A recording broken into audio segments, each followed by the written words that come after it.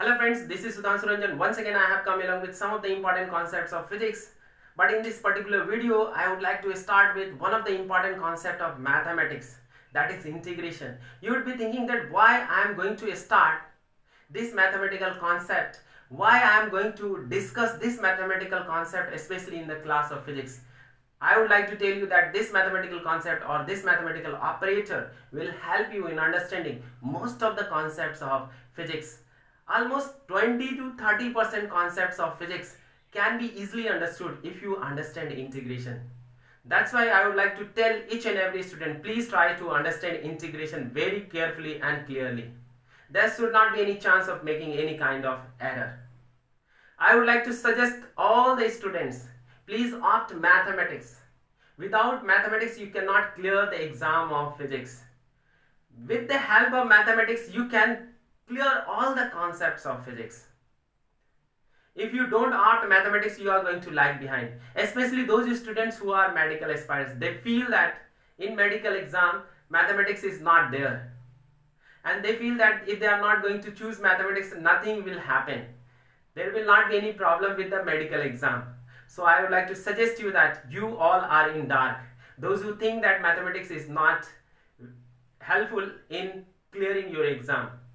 Mathematics will become one of the important part of your exam, because when you are going to face the medical exam, you are going to face the exam of physics, and physics questions cannot be understood and cannot be solved easily if you don't understand mathematics.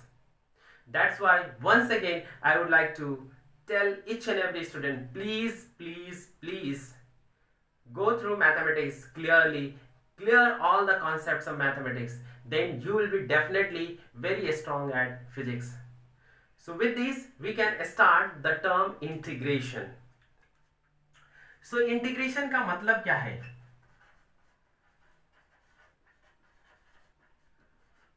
Integration एक word integer से बना है, जो Latin word है, और इस integer का मतलब होता है होल. होल मतलब कंप्लीट. आपने सुना होगा integer number.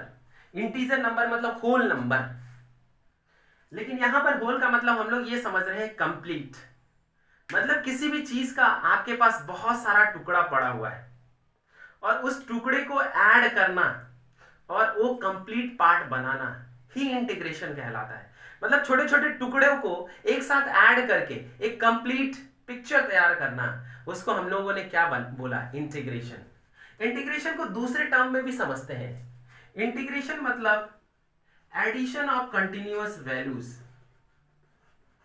Addition of continuous values, इसको भी समझ लेते हैं कि कंटिन्यूअस वैल्यूज को ऐड करना ही क्या कहलाता है? इंटीग्रेशन कहलाता है. अब देखते हैं कैसे. मान लिया जाए आपके पास 1 2 3 एंड 5, ये 4 डिजिट है और आपको बोला जाता है कि आपको ऐड करना है. तो आप ऐड कैसे करोगे? सिंपली अरिथमेटिक सम करोगे. 1 + 2 + 3 + 5 and that will be equal to 11. आपने सिंपली इसको ऐड कर दिया और आपको रिजल्ट मिला है कितना? वो 11. लेकिन मैंने बोला कि नहीं, ये सारे वैल्यूज जो है वो डिस्क्रीट वैल्यू है. मैंने आपको बोला 1 से 2 के बीच में जितनी भी वैल्यूज है उनको आपको ऐड करना है. Just imagine what I mean to say that 1 से 2 के बीच में जितनी भी वैल्यूज है सभी को आपको ऐड करना है. सो 1 से 2 के बीच में कितनी वैल्यूज हो सकती है? Just look at here. 1 के बाद अगर आप लिखोगे 1.00000, infinite number of zeros, then 1. उसके बाद अगर लिखोगे 1.00000, infinite number of zero, then 2, 1. इस तरीके से करोगे तो ये फिर क्या है? 3. उसके बाद जब बहुत नीचे जाओगे तो फिर क्या मिलेगा? 1.1. उसके बाद अगर देखोगे तो 1.10000, देन 1. उस तरीके 1.10000, देन 2. देन उसके बाद आपको मिलेगा 1.2 and so on. Just look at here. In between 1 and 2, how many numbers are there? Infinite numbers are possible. तो क्या आप उसको मैन्युअली ऐड कर पाओगे? उसको मैन्युअली ऐड करना बहुत मुश्किल होगा. उसको इस तरीके से ऐड करना बहुत मुश्किल होगा. तो इस तरीके के कंटिन्यूअस वैल्यूज 1 और 2 के बीच में number of continuous values are there, और उस कंटिन्यूअस वैल्यूज को अगर ऐड करना है तो आपको इंटीग्रेशन यूज करना पड़ेगा। क्या यूज करना पड़ेगा? Integration. Have you got my point? So अगर कंटिन्यूअस वैल्यूज को ऐड करना है तो इंटीग्रेशन यूज करेंगे। ये हमने इस पार्ट से समझा। इसके अलावा इसको और एक तरीके से डिफाइन करते हैं। इंटीग्रेशन मतलब calculation of area under the curve.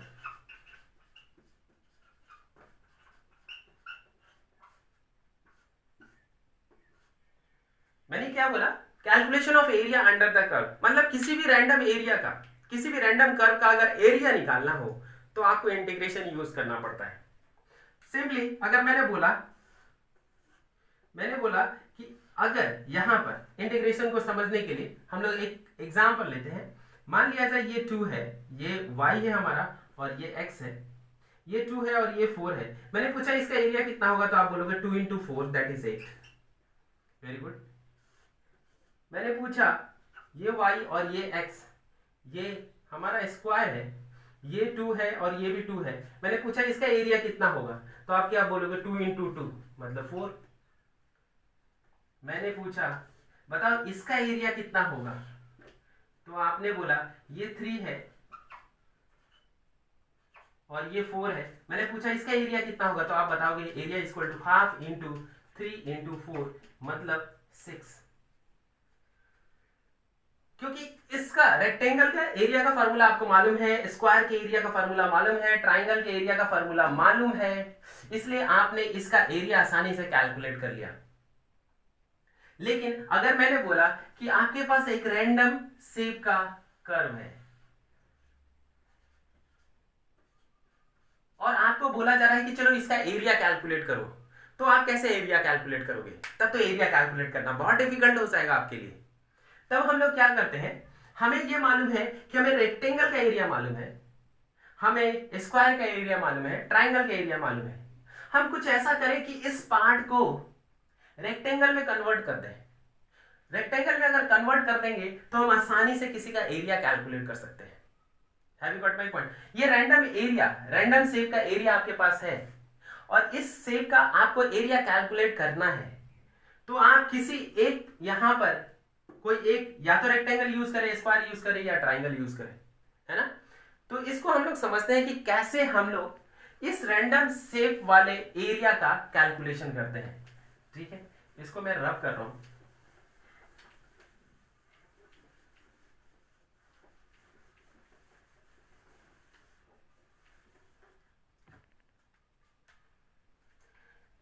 मैं यहां पर क्या करता हूं, एक कोई थोड़ा सिंपल शेप का एक एरिया लेता हूं। ये लिया हमने, ये y है और ये x है। ये x independent variable, y is dependent variable. इसका मतलब y x पे डिपेंड कर रहा है, इसलिए हम लोग क्या लिखेंगे? y is the function of x। Clear? अब हमें इसका एरिया कैलकुलेट करना है। मैंने अभी क्या बोला कि अगर आपके पास किसी भी शेप का अगर एरिया मिलता है, उसका अगर एरिया कैलकुलेट करना है तो आप उसको रेक्टेंगल में कन्वर्ट करने का कोशिश करो। सबसे पहले मैंने बोला इसको मैं 2 पार्ट में डिवाइड करता हूं। Let's do it. 2 पार्ट में डिवाइड करता हूं और मैंने बोला कि इसका जो विड्थ है उसको मैंने मान लिया dx और इसका जो विड्थ है उसको भी मैंने मान लिया dx। क्यों माना? मैंने इसको इक्वल पार्ट में डिवाइड किया, लेकिन इक्वल पार्ट में डिवाइड करने के बावजूद क्या हम इसका एरिया कैलकुलेट कर सकते हैं? नहीं, क्योंकि ये रैंडम, ना तो रेक्टेंगल है, ना तो स्क्वायर है, ना ही ट्राइंगल है। इसका एरिया कैलकुलेट नहीं कर सकते। हमने क्या किया, मैंने बोला कि चलो ये dx पहले इतना था, अब इस dx के विड्थ को छोटा कर देते हैं और इक्वल पार्ट में डिवाइड कर देते हैं dx, और dx को छोटा करके मैंने यहां पर छोटा कर दिया।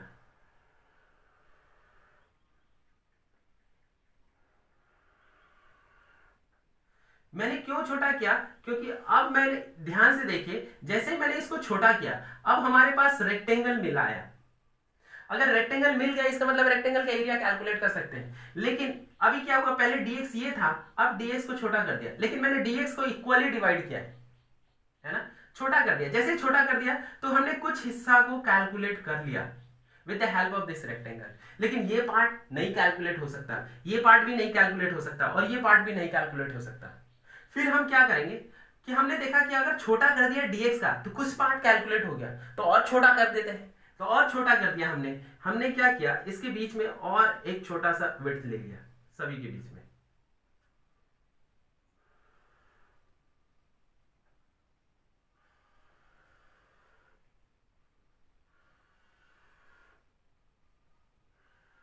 ये ले लिया। अभी ध्यान से देखिए, पहले ये वाला पूरा पार्ट कैलकुलेट नहीं कर पा रहे थे, लेकिन अब फिर से एक रेक्टेंगल मिल गया। अब सिर्फ ये वाला पार्ट और ये वाला पार्ट नहीं कैलकुलेट हो रहा है।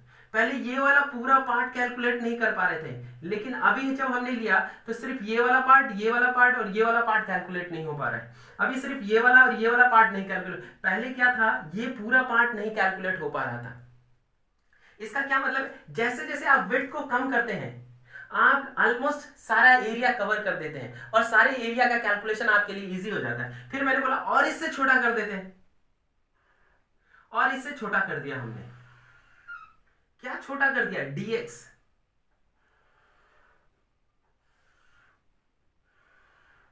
ये dx आप देख लीजिए, जैसे जैसे आप dx छोटा कर रहे हैं आप एरिया को आसानी से, मैक्सिमम एरिया को आप कवर कर पा रहे हैं। इसका मतलब किसी भी रैंडम शेप का एरिया अगर कैलकुलेट करना हो तो हम लोग क्या करते हैं, हम रेक्टेंगल लेते हैं और जिसका विड्थ क्या होता है dx, और वो dx हम इतना छोटा कर देते हैं कि मैक्सिमम एरिया कवर कर पाए। तो मैंने बोला कि अगर मैक्सिमम एरिया कवर करना है तो dx को बहुत छोटा कर दो, dx को इतना छोटा कर दो कि सारा एरिया कवर हो जाए, मतलब इनफाइनाइटेसिमली स्मॉल। अगर बहुत छोटा कर दोगे तो मैक्सिमम एरिया कवर होगा रेक्टेंगल से, और रेक्टेंगल का एरिया हमें मालूम है, तो हम आसानी से उसका एरिया कैलकुलेट कर सकते हैं। मतलब dx को जीरो की और अप्रोच करवा दो, मतलब dx tends to zero, dx को इतना छोटा कर दो वो जीरो के लगभग लगभग बराबर हो जाए, तो मैक्सिमम एरिया कैलकुलेट कर सकते हैं। इसका ये मतलब है जब भी हमें किसी भी रैंडम शेप का एरिया निकालना है तो सबसे पहले हम एक छोटा सा विड्थ लेते हैं और उस छोटे से विड्थ का एरिया निकालते हैं। जस्ट लुक एट हियर, मैं इसी चीज को फिर से यहां पर ड्रॉ कर रहा हूं, है ना। ये सेम मैंने शेप का यहां पर ड्रॉ किया, ये क्या है, y है और ये क्या है, x है। ये y x पे डिपेंडेंट है, इसलिए मैंने बोला y is the function of x। Clear. हमने क्या बोला, किसी का भी एरिया जब निकालना हो तो सबसे पहले एक छोटा सा विड्थ लेते हैं। मैंने क्या, एक छोटा सा रैंडम विड्थ लिया। मैं छोटा सा विड्थ क्यों लेता हूं ये समझ में आया होगा इस कॉन्सेप्ट से। अब छोटा सा विड्थ लिया हमने, इसको मैंने बोला dx, छोटा सा विड्थ। क्लियर। और ये यहां से कितने डिस्टेंस पे हमने लिया है, x1 डिस्टेंस पे लिया है। मैंने बोला कितने डिस्टेंस पे, x1 डिस्टेंस पे लिया। इस x1 डिस्टेंस पे लिया, सो y is the function of x, मतलब x1 डिस्टेंस के लिए y क्या हो जाएगा, y हो जाएगा f ऑफ x1। मतलब ये जो y है ये हाइट है, ये जो y जब मैं बात कर रहा हूं ये क्या है, y इज द हाइट और dx इज द विड्थ। तो आपको इस पर्टिकुलर शेप का आपको एरिया मिल जाएगा, है ना। वो एरिया क्या होगा, वो एरिया स्मॉल एरिया होगा, dA। dA is equal to what, height into width, that is y into dx। Have you got my point. So हमारे पास क्या मिला, हम लोग यहां पर बोल सकते हैं कि यहां पर जो हमें मिला ये dA, और ये dA की वैल्यू क्या है, y इनटू dx, छोटा सा एरिया। लेकिन y क्या है, जहां पे हमने dx लिया वो कितने डिस्टेंस पे, x1 डिस्टेंस पे, और इस x1 डिस्टेंस के लिए y क्या है, फंक्शन ऑफ x1। तो हमने क्या लिखा, function of x1 into dx, that is dA। लेकिन हमें स्मॉल एरिया नहीं निकालना था, हमें तो पूरा एरिया निकालना है। तो पूरा एरिया पहले हम स्मॉल एरिया निकालें, और पूरा एरिया निकालना होता है तो हम उसको इंटीग्रेट कर देते हैं। तो हमने इंटीग्रेट कर दिया, तब हमने इंटीग्रेशन का यूज किया। Have you got my point. तो यहां पर जब हमने इंटीग्रेट कर दिया तो ये एरिया मिल गया, और ये क्या हो गया, f of x1 into dx। लेकिन इस एरिया को कैलकुलेट करने के लिए अगर पूरा एरिया अगर हम कवर करें तो कहां से कहां जाएंगे, यहां से लेकर यहां तक, है ना। तो मान लिया जाए इस टर्म को मैंने बोला, मान लो ये यहां से ये वैल्यू u है, मतलब यहां से लेकर यहां तक 0 से u, तो हम इंटीग्रेट कहां से करें, 0 से u, तो ये हमारा इंटीग्रेशन हो गया। तो आपको बिल्कुल समझ में आ रहा होगा कि इंटीग्रेशन हम किसके लिए यूज करते हैं। इंटीग्रेशन जब हमें छोटे छोटे वैल्यूज को ऐड करना होता है तो इंटीग्रेशन यूज करते हैं। अब यहाँ पर dx मैंने जो विड्थ लिया वो छोटा क्यों लिया आपको समझ में आ रहा होगा, क्योंकि जितना ज्यादा छोटा लेंगे उतना ज्यादा एरिया हम कवर कर पाएंगे आसानी से। जब हमने dx विड्थ लिया उसके लिए हमें पर्टिकुलर एरिया मिला, लेकिन वो एरिया जो एरिया होगा वो छोटा सा एरिया होगा, लेकिन हमें पूरा एरिया कवर करना है, इसलिए पूरा एरिया कवर करने के लिए हम इंटीग्रेशन टर्म यूज करते हैं। ये हमारा इंटीग्रेशन हुआ। अच्छा, आप लोग ये सोचते होंगे ये इंटीग्रेशन जो ऐसा सिंबल क्यों है। ये सिंबल इंडिकेट करता है समेशन का। समेशन का जो पहला लेटर है वो s है, और ये इंटीग्रेशन जो सिंबल है वो s को रिप्रेजेंट करता है। Have you got my point? So इस तरीके से हम लोग इंटीग्रेशन को समझ गए। सबसे पहले आप एक छोटा सा एरिया लीजिए, उस छोटे से एरिया को आप इंटीग्रेट कर दीजिए, आपको एक बड़ा एरिया मिल जाएगा। इसलिए इंटीग्रेशन मैंने बोला पहले स्टार्ट करते समय, integration is what defined as the area under curve. Have you got my point? So with this we can see some of the formula or some of the important points related to the integration which can help us in understanding the concept of physics. यहां पर एक important चीज है आपको पहले मैं बता दूं, जब भी इंटीग्रेशन करेंगे तो सबसे पहले एक छोटा सा एरिया निकालें। अगर एरिया होगा तो एरिया निकालेंगे, वॉल्यूम होगा तो वॉल्यूम निकालेंगे, लेंथ होगा तो छोटा सा लेंथ निकालेंगे, उसके बाद इंटीग्रेट कर देंगे, है ना, तो हमें वो पूरा कंप्लीट मिल जाएगा। तो यहाँ पर इंटीग्रेशन का कुछ इंपॉर्टेंट जो फार्मूला है वो देखते हैं कि हमें इंटीग्रेशन का एक फार्मूला मालूम है कि x to the power n into dx, है ना। अगर dx के रेस्पेक्ट में x to the power n को इंटीग्रेट करते हो तो क्या मिलता है, तो इसका फार्मूला है, याद रखिएगा, x n पावर है तो यहाँ पर n plus 1 divided by n plus 1। Have you got my point? Integration मतलब जुड़ना मतलब पावर बढ़ेगा ना कि घटेगा। तो यहाँ पर पावर n था, इस पावर में 1 बढ़ गया। ये याद रखने का तरीका मैं बता रहा हूँ, ये कोई कॉन्सेप्ट नहीं है, मैं ये सिर्फ ये बता रहा हूँ कि x to the power n और इंटीग्रेट कर रहे हैं मतलब जोड़ रहे हैं तो वो बढ़ेगा ना कि घटेगा, इसलिए पावर बढ़ रहा है। क्लियर? अगर मैं बोलूँ कि x इंटू dx को क्या लिखोगे, तो x dx के टर्म में इंटीग्रेट कर रहे हैं तो क्या होगा, x का पावर कितना है 1, तो यहाँ पर क्या होगा 1 प्लस 1 डिवाइडेड बाई 1 प्लस 1 मतलब x स्क्वायर डिवाइडेड बाई 2। उसके बाद अगर मैंने बोला x to the power 2 into dx, तो आपने लिखा x to the power 2 plus 1 divided by 2 plus 1 that is x to the power 3 divided by 3। ठीक है, x to the power, very good. अब मैं आपको एक चीज बोल रहा हूँ, 1 divided by x square into dx का इंटीग्रेशन क्या होगा, तो 1 बाई एक्स स्क्वायर का को लिख सकते हैं x to the power minus 2 into dx। अब इसको ब्रेक करोगे तो क्या होगा, x to the power minus 2 plus 1 divided by minus 2 plus 1। इसका मतलब है x to the minus 2 plus 1 minus 1 हो जाएगा और नीचे माइनस 1 मतलब minus x to the power minus 1 और minus 1 by x to the power minus 1 को लिख सकते हैं क्या, माइनस 1 मतलब 1 बाई एक्स स्क्वायर dx का इंटीग्रेशन होगा माइनस 1 बाई एक्स। इसके अलावा एक और चीज है जिसके बारे में हम लोग देखते हैं, 1 by x into d x. Clear है? 1 by x into d x को हम लोग लॉग एक्स बोलते हैं। क्लियर? यहां तक और कुछ है, e to the power x into d x का integration e to the power x होता है। क्लियर? इस तरीके से हम लोग कुछ इंटीग्रेशन टर्म, मैंने यहाँ पर कुछ इंटीग्रेशन टर्म के बारे में लिख दिया है, बाकी जितना भी इंटीग्रेशन है आप मैथमेटिक्स में ऑलरेडी पढ़ चुके होंगे।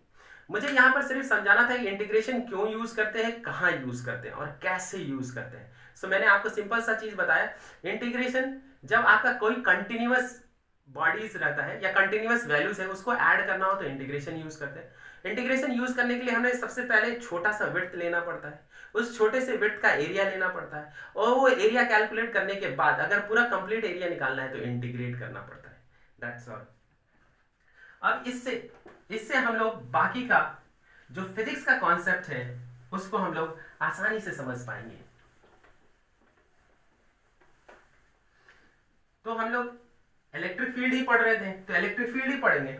लेकिन उससे पहले हम लोग कुछ कॉन्सेप्ट्स जो है, जो आप लोग 11th क्लास में पढ़ चुके होंगे, उसको मैं रिपीट कर रहा हूँ। आप लोगों ने 11th क्लास में सेंटर ऑफ मास पढ़ा होगा। ये बहुत डिफिकल्ट नहीं, कुछ टर्म है जो याद रखना है ना। तो आप लोगों ने पढ़ा होगा लीनियर मास डेंसिटी, जिसको लैम्डा से रिप्रेजेंट करते हैं। मतलब लैम्डा से रिप्रेजेंट करते हैं कि अगर आपका एक पर्टिकुलर लेंथ है, एक बॉडी है, एक लाइन है जिसका लेंथ L है और मास कितना है mkg, तो ये लीनियर मास डेंसिटी लैम्डा को लिखते हैं मास पर यूनिट लेंथ। तो इसकी यूनिट क्या हो जाएगी, kg पर मीटर।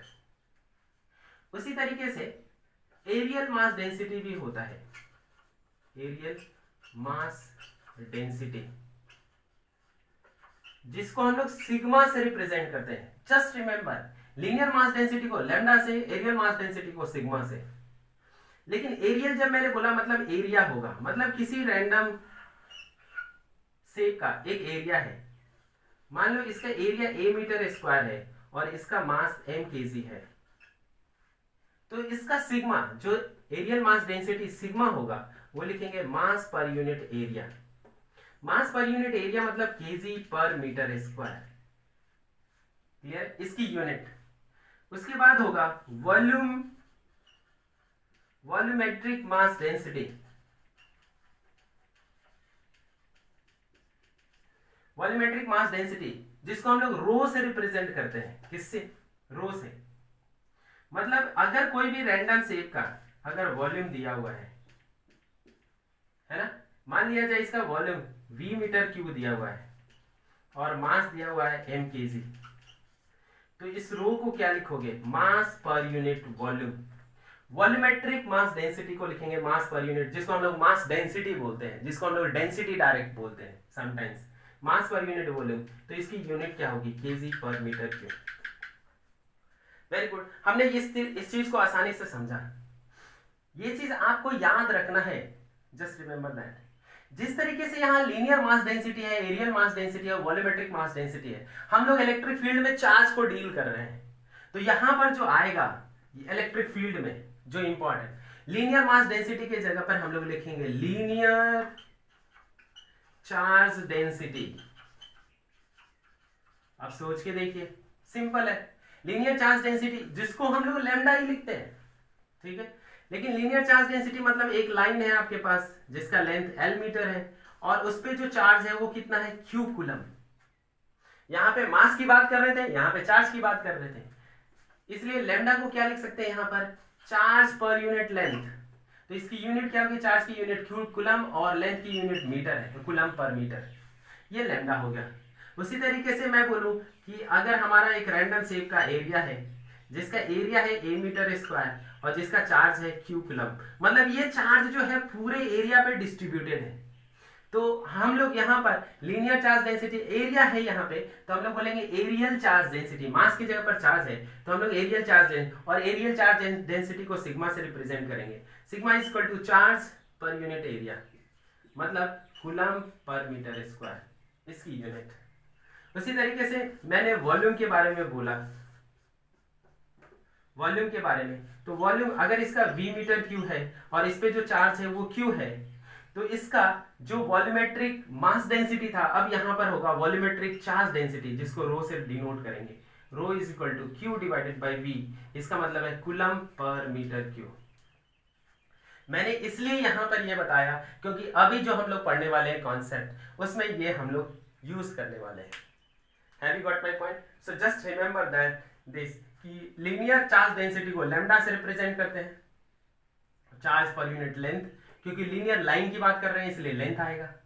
जब हम एरिया की बात करेंगे तो सिग्मा लिखेंगे, चार्ज पर यूनिट एरिया। जब हम वॉल्यूम की बात करेंगे तो रो लिखेंगे और चार्ज पर यूनिट वॉल्यूम होगा। क्लियर है, मास की जगह पर यहाँ पर चार्ज यूज किया जा रहा है। ठीक है, इस सारे कॉन्सेप्ट को याद रखेंगे, फिर हम लोग आगे का जो इंपॉर्टेंट कॉन्सेप्ट है वो पढ़ते हैं जो हमारे सिलेबस में है। अब हम लोग एक्चुअली सिलेबस में इंटर कर रहे हैं। मतलब आज का जो टॉपिक हम लोगों ने पढ़ा ये तो हमारे लिए कॉन्सेप्ट डेवलप करता है, जो अभी मैंने बताया इससे पहले कि इंटीग्रेशन क्या होता है, कैसे यूज करते हैं, है ना, और कुछ टर्म्स जो मैंने ये बताया जो 11th क्लास में हम लोगों ने ऑलरेडी पढ़ा है। अब मैं यहाँ पर जो बताने वाला हूं वो क्वेश्चन हमारा क्या है। हम लोगों ने अब तक जो पढ़ा था इलेक्ट्रिक फील्ड, वो किसी भी पॉइंट चार्ज के बारे में पढ़ा था कि मान लिया जाए एक पॉइंट चार्ज यहाँ पे है और वो r डिस्टेंस पे है। इस पॉइंट पे आपको इलेक्ट्रिक फील्ड निकालने के लिए बोला गया, तो ये आप इलेक्ट्रिक फील्ड इस पॉइंट पे आपने निकाला, electric field at this point is equal to KQ divided by R square. Simple. यहाँ पर जो Q है वो पॉइंट चार्ज है, मतलब हमारे पास जो फॉर्मूला है इलेक्ट्रिक फील्ड का वो किसके लिए, ये इलेक्ट्रिक फील्ड पॉइंट चार्ज के लिए सिर्फ है हमारे पास। तो अगर मान लो हमारे पास पॉइंट चार्ज ना हो, हमारे पास कंटिन्यूअस चार्ज बॉडी हो, हमारे पास एक लाइन हो, पॉइंट ना हो, मान लीजिए ये हमारे पास एक लाइन है और इस लाइन पर चार्ज है, तो क्या ये पॉइंट है? नहीं, ये पॉइंट नहीं है। तो फिर हम इसकी वजह से इलेक्ट्रिक फील्ड किसी भी पॉइंट पे निकालना हो तो फिर कैसे निकालें? तो उसी के लिए हम लोग अब जो पढ़ने वाले हैं वो हमारा कॉन्सेप्ट उसी पे बेस्ड होगा। तो हम लोग अभी जो पढ़ने वाले हैं इलेक्ट्रिक फील्ड एट एनी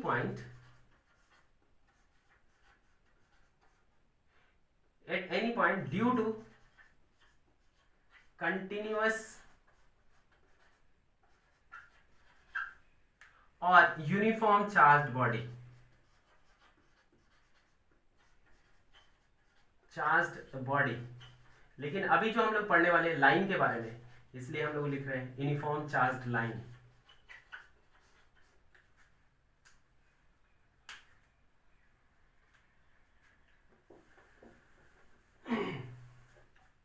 यह हमारा टॉपिक है। अब हम लोग देखते हैं कि हमारे पास लाइन है, एक लाइन है ना, जिसका लेंथ कितना है, L मीटर है, और जिसपे चार्ज कितना है, Q कूलम है। जैसा कि यहां पर लिखा हुआ यूनिफॉर्म चार्ज लाइन, इसका मतलब पूरे लाइन पे ये जो चार्ज है वो इक्वली डिस्ट्रीब्यूटेड है। ये टोटल चार्ज Q है और ये टोटल चार्ज Q इस लाइन पे इक्वली डिस्ट्रीब्यूटेड है। Very good. और इस पॉइंट से लेकर इस पॉइंट के बीच का जो सेपरेशन है वो A मीटर है, और इस पॉइंट पे आपको इलेक्ट्रिक फील्ड निकालना है। किस वजह से? इस लाइन चार्ज की वजह से आपको इस पॉइंट पे इलेक्ट्रिक फील्ड निकालना है। लेकिन हमारे पास जो फॉर्मूला था वो तो पॉइंट चार्ज की वजह से था और ये लाइन चार्ज की वजह से निकालना है। तो हम लोग क्या करें, इस लाइन को छोटे छोटे टुकड़ों में डिवाइड कर दें। आप समझ पा रहे हो कि इस लाइन को आप छोटे छोटे टुकड़ों में डिवाइड कर दो, और इतना छोटा छोटा टुकड़ा में डिवाइड करो ताकि वो जो छोटा सा टुकड़ा है वो किस में कन्वर्ट हो जाए, पॉइंट में कन्वर्ट हो जाए। मतलब इसमें अगर छोटा सा एक टुकड़ा लिया और जो इतना छोटा है कि वो पॉइंट में कन्वर्ट हो गया, इसका मतलब उस छोटे से टुकड़े पे जो चार्ज होगा वो कौन सा चार्ज होगा, पॉइंट चार्ज होगा। तो पॉइंट चार्ज के बारे में हमें फार्मूला मालूम है, तो हम पॉइंट चार्ज यहां से यहां हमने क्या किया, पॉइंट चार्ज में कन्वर्ट किया और पॉइंट चार्ज का फार्मूला लगा देंगे। Have you got my point? तो हमने क्या किया, इसको पहले छोटे से टुकड़ों में डिवाइड किया। मैं इस लाइन को यहां से फिर से ड्रॉ कर रहा हूं, और मैंने क्या किया, इसको छोटे टुकड़ों में ये थोड़ा बड़ा बना रहा हूं ताकि आपको दिख जाए। तो मैंने बोला ये dx छोटा सा एक टुकड़ा ले लिया, है ना, छोटा सा टुकड़ा ले लिया, और मुझे इलेक्ट्रिक फील्ड इस पॉइंट पे कैलकुलेट करना है। ठीक है, ये dx इस पॉइंट से मैंने बोला, मान लेते हैं ये कितना मीटर डिस्टेंस पे, x मीटर डिस्टेंस पे। ध्यान से सुनिए, ये dx इस पॉइंट से कितना, x मीटर डिस्टेंस पे। अब मुझे क्या है, इस dx की वजह से, ये dx तो छोटा सा एलिमेंट है और इस छोटे से एलिमेंट पे जो चार्ज होगा वो छोटा सा चार्ज होगा, पॉइंट चार्ज, और उस पॉइंट चार्ज की वजह से हम यहाँ पर इलेक्ट्रिक फील्ड निकाल सकते हैं।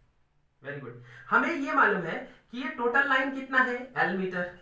L मीटर के लिए जो चार्ज है वो कितना है, Q कूलम। तो 1 मीटर लेंथ के लिए जो चार्ज होगा वो क्या होगा, Q divided bye L coulomb लिख सकते हैं। लेकिन हमें 1 मीटर के लिए नहीं चाहिए, हमें dx मीटर लेंथ के लिए चाहिए चार्ज, है ना। तो dx मीटर लेंथ के लिए जो चार्ज होगा, dx मीटर लेंथ के लिए, तो क्या लिखेंगे, Q by L into dx coulomb. मतलब dx मीटर के लिए जो चार्ज है वो कितना, Q by L into dx। तो हमारे पास जो dq चार्ज आया वो कितना है, q divided by l into d x. Have you got my point? q by l into d x, जो dq चार्ज आया वो q by l into d x आया, जो स्मॉल चार्ज। मतलब यहाँ पे जो चार्ज है dx, इस पॉइंट पे जो चार्ज है, ये जो चार्ज हमें मिला dx लेंथ के लिए जो चार्ज मिला वो कितना चार्ज मिला dq, वो कितना डिस्टेंस पे है, x डिस्टेंस पे है। तो क्या हम इस dq चार्ज के लिए इस पॉइंट पे हम इलेक्ट्रिक फील्ड निकाल सकते हैं? अब हम लोग निकाल सकते हैं। तो उस पॉइंट का जो इलेक्ट्रिक फील्ड होगा, उस इलेक्ट्रिक फील्ड को क्या लिखेंगे, k। अब पॉइंट चार्ज क्या है, q की जगह पर अभी पॉइंट चार्ज dq है, तो हम लोग यहां पर क्या लिखेंगे, dq divided by what, x square. Very good, ये पॉइंट चार्ज का फॉर्मूला। लेकिन अगर ये चार्ज dq है तो यहां पर जो इलेक्ट्रिक फील्ड मिलेगा वो स्मॉल इलेक्ट्रिक फील्ड मिलेगा। तो dq की वजह से हमने स्मॉल इलेक्ट्रिक फील्ड निकाला। लेकिन क्या हमें सिर्फ इस dx की वजह से इलेक्ट्रिक फील्ड निकालना है या पूरे लाइन की वजह से इलेक्ट्रिक फील्ड निकालना है? हमें पूरे लाइन की वजह से इलेक्ट्रिक फील्ड निकालना है। तो हमने छोटे से dx के लिए निकाला, अब पूरे लाइन की वजह से इलेक्ट्रिक फील्ड निकालना है तो इंटीग्रेशन कर दे, है ना। तो यहां पर इंटीग्रेशन यूज होगा, तो हमने यहां पर इंटीग्रेट कर दिया। वेरी गुड, जब हमने इसको इंटीग्रेट कर दिया तो हमें यहां पर सिर्फ मैग्नीट्यूड की बात कर रहे हैं हम लोग, यहां पर इंटीग्रेट किया तो हमें मैग्नीट्यूड यहां पर मिल गया, है ना, इलेक्ट्रिक टोटल इलेक्ट्रिक फील्ड। लेकिन हम कहां से कहां इंटीग्रेट करें, इंपॉर्टेंट पॉइंट ये है, ये लाइन कहां से शुरू हो रही है, ए से शुरू हो रही है, और ये लाइन खत्म कहां पे हो रही है, ये डिस्टेंस a और ये डिस्टेंस l, मतलब a प्लस l पे खत्म हो रही है, शुरू हो रही है a से। इसलिए हमने कहां से लिखा, a से a प्लस l तक इंटीग्रेट किया, और हमने लिखा k into D Q divided by x square. अच्छा, dq की वैल्यू हम पुट कर सकते हैं, और dq का वैल्यू क्या है, अभी हमने निकाला q divided by l into dx।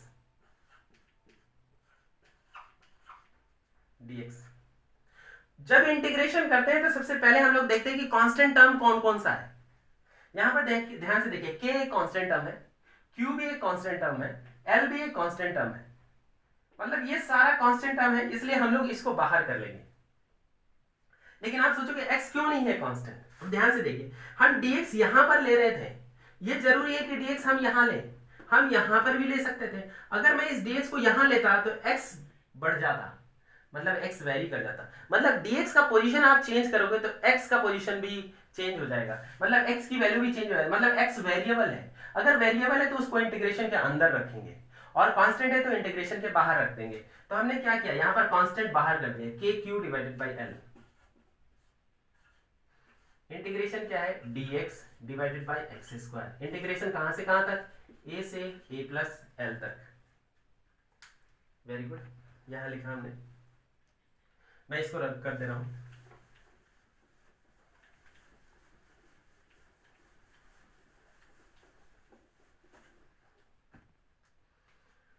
अब यहां पर मैंने अभी थोड़ी देर पहले बताया dx बाई एक्स स्क्वायर का इंटीग्रेशन क्या होता है, मैंने थोड़ी देर पहले बताया था।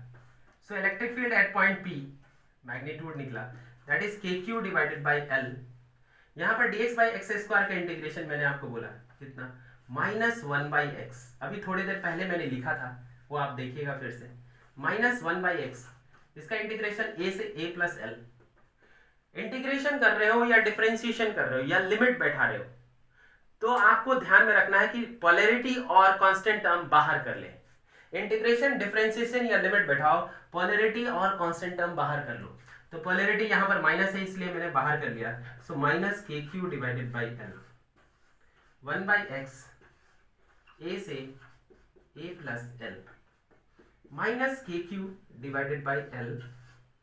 ये अपर लिमिट है, एक्स की जगह पर अपर लिमिट पुट करेंगे, माइनस लोअर लिमिट ए है, पुट किया हमने। इस माइनस को अब अंदर ले जाते हैं, के q divided by L, minus को अंदर ले जाएंगे तो 1 बाई ए पहले आ जाएगा और 1 बाई ए प्लस एल बाहर में।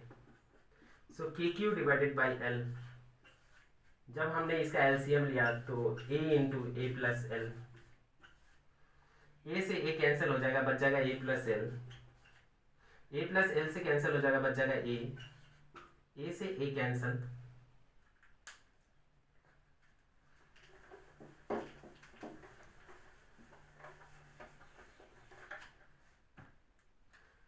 अब यहाँ पर जो हमने लिखा इलेक्ट्रिक फील्ड, क्या लिखा, के क्यू डिवाइडेड बाई एल, यहाँ पर क्या बचा, L divided by A into A plus L, L से एल कैंसिल, के q divided by A into A plus L, ये इलेक्ट्रिक फील्ड, इसकी यूनिट क्या होगी, न्यूटन पर कूलम। इसका मतलब अगर आपके पास एक लाइन चार्ज है, इसका चार्ज q है, इसका लेंथ अगर l है, इसका लेंथ अगर l है, किसी भी पॉइंट P पे जिसका डिस्टेंस लाइन से a मीटर है, तो इसका जो इलेक्ट्रिक फील्ड होगा, इस पॉइंट पे जो इलेक्ट्रिक फील्ड होगा वो kq divided by a into A plus L, Newton पर कूलम। और इसमें हमने कैसे निकाला, ये समझ में आया आपको, बिल्कुल समझ में आया होगा, क्योंकि हमने सबसे पहले, हमें मालूम है कि इलेक्ट्रिक फील्ड हमें पॉइंट चार्ज की वजह से मालूम है, लेकिन अगर हमारे पास लाइन चार्ज दिया हुआ है तो उस लाइन चार्ज की वजह से अगर इलेक्ट्रिक फील्ड निकालना हो तो सबसे पहले लाइन को छोटे छोटे टुकड़ों में डिवाइड कर दो, और इतने छोटे टुकड़ों में डिवाइड करो कि उसका लेंथ क्या हो जाए, छोटा हो जाए, dx 0 के बराबर हो जाए, और 0 के बराबर हो जाएगा तो वो पॉइंट की तरह एक्ट करेगा, और dx पे जो चार्ज होगा वो dq हो जाएगा, वो पॉइंट चार्ज होगा। तो हमें पॉइंट चार्ज की वजह से इलेक्ट्रिक फील्ड मालूम है, तो पॉइंट चार्ज की वजह से इलेक्ट्रिक फील्ड निकालेंगे, उसके बाद हम इंटीग्रेट कर देंगे, पूरे लाइन के लिए इंटीग्रेट करना है, इसलिए लाइन कहाँ से कहाँ वेरी कर रही है ये हम लोग देखेंगे और कैलकुलेट कर लेंगे। इस तरीके से हमने क्या किया, यहाँ पर इंटीग्रेशन यूज किया। Just remember this one, we have used the integration, that's why integration should be very clear and transparent to all of you. With this, I would like to conclude my lecture. In next class, we will meet with some new concepts. Okay, thank you.